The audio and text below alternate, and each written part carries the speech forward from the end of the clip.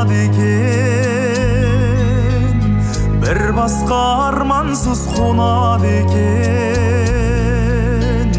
Адамдар өмірге қонақ екен, шынымен бұл дүние ай шолақ екен. Қарағым ай, еліктер осылай жосады екен, жолынан сенікін тосады екен.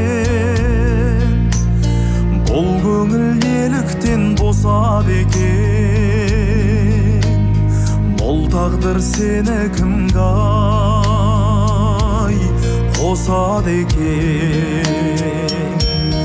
Қарағым ай,